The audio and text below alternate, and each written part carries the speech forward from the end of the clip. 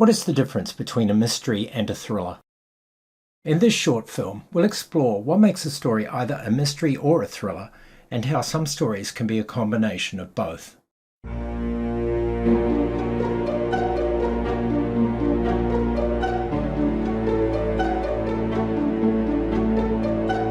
Mysteries and thrillers can be found in books, short stories, movies, TV shows, and theatre.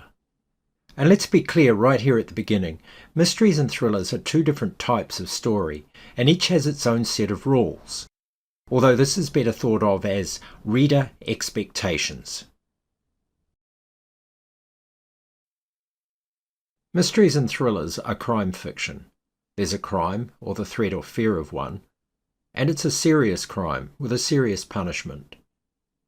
And just a note here about reading levels. Children's fiction, adult fiction. Now we'll look at what makes a mystery and what makes a thriller a thriller.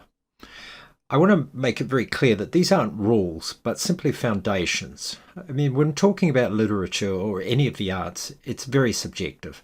And in this instance, it's subjective from my experience as a reader and writer of mysteries and thrillers. What do mysteries do? How do they work? And I'm thinking about their structural sense. Well, mysteries ask a question. Who murdered John? Who stole the jewels? And they can ask more than one question. Where is Jane and what happened to her? Who murdered James and how did the killer get out of the locked room? What is the secret Janet is keeping and why?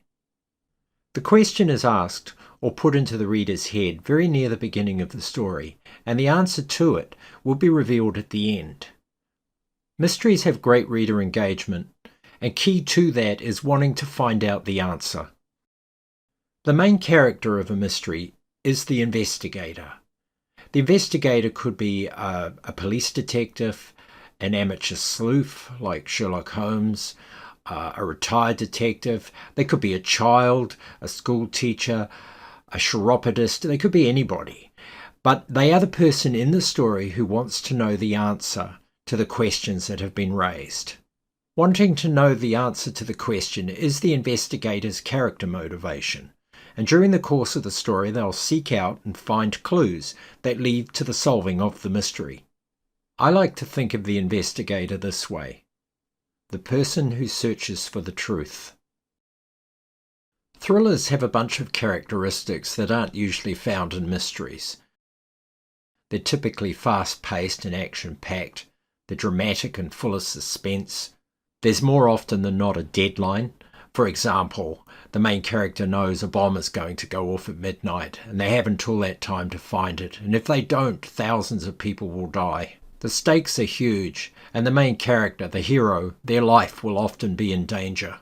It comes down to this: everything depends on the hero succeeding. This is the essence of a thriller. The story has a hero, the protagonist. The hero is up against the villain, the story's antagonist. The villain has committed a crime or threatens to commit one. The hero's goal in the story is to stop the villain. There might seem something familiar in that paradigm that I'm presenting, and if you think that, you'd be right. Thrillers have their roots back in ancient Grecian hero tales and myths. Think of Homer's The Iliad and the Odyssey. By contrast to the modern conception of a mystery, we can date back to just the 19th century, with Edgar Allan Poe, The Murder in the Rue Morgue, and Wilkie Collins, The Moonstone. And yes, thrillers, like mysteries, also ask questions. For example, is there a bomb on the plane? Will the bomb explode? When will the killer attack again? Where will the killer strike next? How will the hero stop the bad guy? And thrillers also have conditionals. If we don't stop the sabotaged train, it will crash. And notice, all of these are future-facing. And this leads me to something interesting I've observed about mysteries and thrillers and their relationship to time. Mysteries look back to an earlier action. Thrillers look forward to a future action. With a mystery, it's what has happened. With a thriller, it's what happens next. Think about our mystery questions. Who murdered John? Who stole the jewels? Where is Jane and what happened to her? Each of these refers to something that has happened in the past. Think about our thriller questions. Is there a bomb on the plane? Will the bomb explode? When will the killer attack again? These are questions that are looking towards the future. And at the end of all things, there is, of course, a Venn diagram. There are stories that are mysteries. They're pure mysteries. And there are stories that are thrillers. They're straight thrillers. But there are an awful lot of stories, probably way more than your mysteries and your thrillers, that sit in the middle, and they are both mysteries and thrillers. They're mystery thrillers or thriller mysteries. And how can you tell if a story is a mystery thriller? So, we have our list of mystery questions. Who, what, where, why, how. And we have our thriller questions. Will, when, where, how, and our conditional.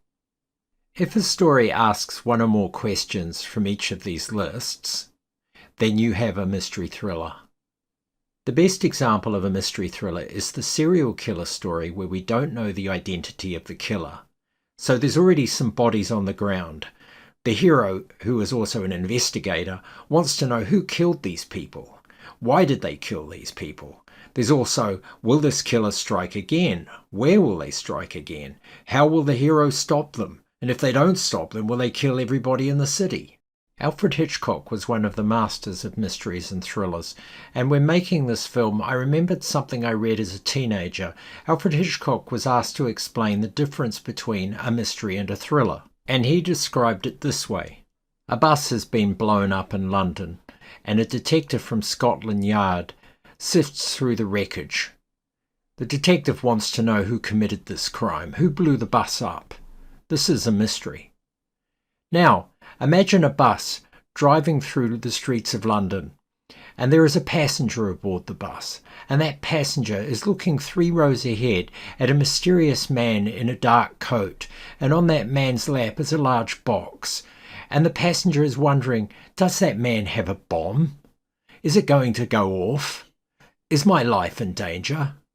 That's a thriller.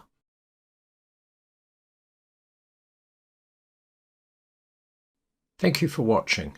I hope this film was interesting or useful to you, and as they say, please like and subscribe.